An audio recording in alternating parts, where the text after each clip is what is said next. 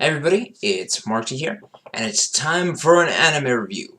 As I discussed with my previous video, I have been watching anime consistently, I've been watching new anime consistently for the first time in quite a few years. And I'm finally done one of the 4 series I chose out, which is How Not to Summon a Demon Lord. Now this series is actually really good, and equally very different from most isekai shows. When I think of the concept of isekai, I think of like ReZero, Konosuba, even, well, not really SAO, but it's a similar concept to that, but yeah. So essentially, the basic premise of the show is our main character, who I actually don't know the real name of, who calls himself Diablo, is probably one of the strongest players in this MMORPG called Across Riveria. I believe I'm saying that correctly. And basically what happens is he gets sucked. It's kind of weird. He gets sucked essentially into an alternate world that's based around the concept of Cross Riveria. So it's different in certain ways, but it's also similar. It has all the races from that series, but at the same time, it's also different to some extent. Like, most of the people that Diablo runs into are quite weaker than he is, but then again, he's one of the strongest characters in the show. So, yeah. Now, I want to say this beforehand. There are a lot of isekai shows that often give us a insanely broken character that has, like, that's basically never worried about, or never threatened by enemies. But this series does kind of an interesting aspect of that. And don't get me wrong, there's still the fights where, like, he sells things. Like, he can take on enemies that basic people can't. Like they're nothing. But at the same time, he still has genuinely challenging matches throughout the series. We also have 2 other characters, basically his slaves and also friends, Shara and Rem, who, by coincidence, summoned him to that world, but because his character avatar was wearing a ring that reflects magic back, it essentially made them the slaves to him, which is a big coincidence and things, na-na-na-na. And basically, we just follow them on their general adventure throughout things. Now, I actually really like this series. I mean, again, there are so many different types of isekai shows that can make the concept very stale, but this series, I think, makes it very interesting. It has interesting villains. Like, it's good.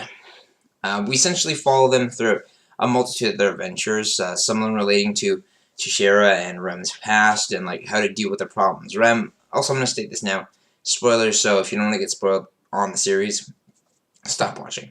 So, like, Rem is holding essentially the biggest, evilest creature in her body, essentially locked in there, more or less. Yeah, I can't quite put it specifically. It's basically a demon that constantly gets reborn as her family line, gives birth, at least until it's, like, permanently destroyed for good, which, thankfully, by the end of the series, they don't really destroy it, but they stop it, and that's good enough.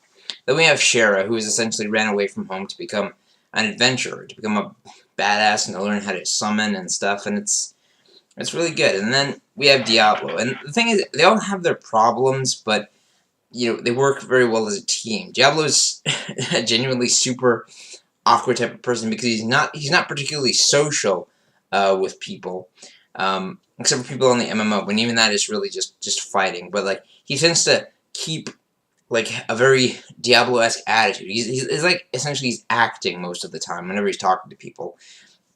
And sometimes it can work out, and other times it can turn out very terrible. Like when he first meets essentially like the main man in charge of the city that they're staying in, and instead of like trying to be calm and respectful, he actually just goes all Diablo and like, I'm Diablo, I will destroy you all, and it's kind of funny in that regard. But at the same time, I think it's also kind of a showing of the kind of person he is.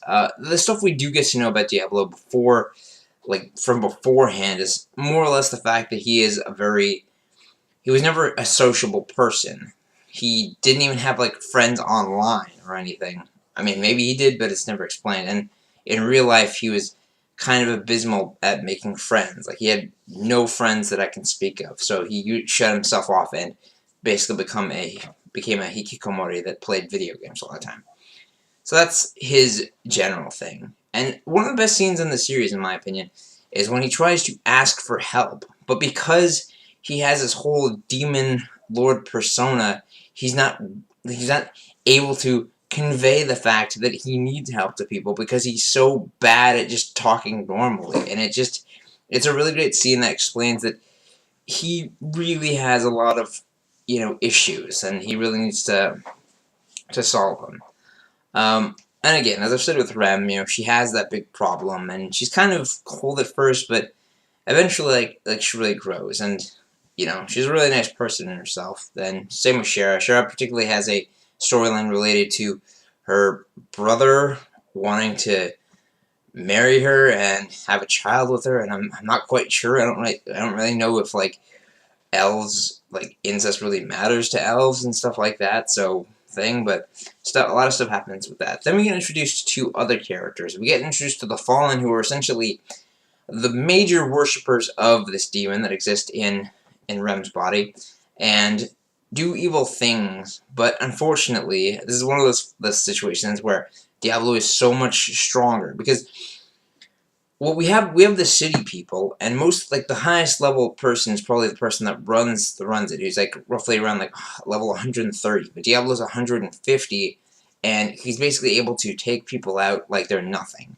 But at the same time, they make it entertaining in the series because it's more humorous. They take a more humorous approach to how Diablo defeats them.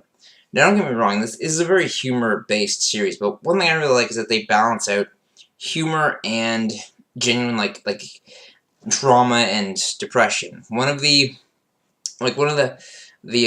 fact, the final arc and storyline and plotline of season 1, again spoilers, is all about essentially how a friend that they had made named Alicia, who is a Imperial Knight who that has been with them for quite a while, ends up betraying them by forcing the Demon Lord, or not the demon, but forcing essentially the demon in Rem's body that has recently been released to, explode with rage and turn into her more demonic form, to cause chaos and essentially destroy all humanity.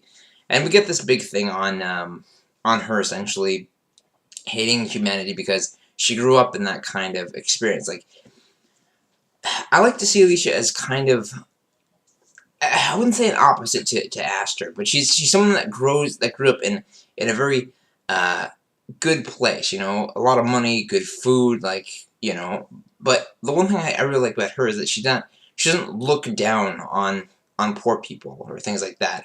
And she saw growing up that because she was introduced to so many people, like so many people in high power and knights that would act like they were good people, but genuinely be complete scum.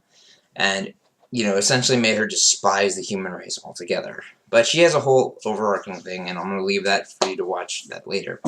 Then we have the other girl that I can't remember, who is essentially like the main leader of the Fallen until the Demon Lord comes back, and she doesn't really have much of an arc. I gotta look up what her name is. I'll probably put it in the description below, but I can't remember at the moment.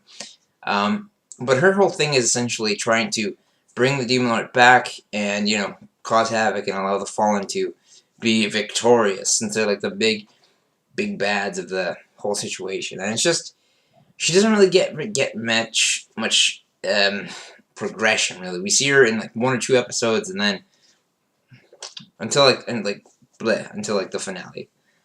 In any case, I don't want to spoil anything more. In short, the series is really good. I like it, and it's probably the first isekai show that I've really gotten into since ReZero or Konosuba.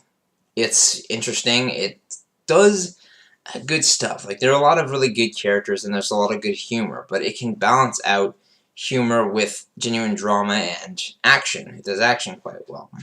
But that's pretty much all I need to say.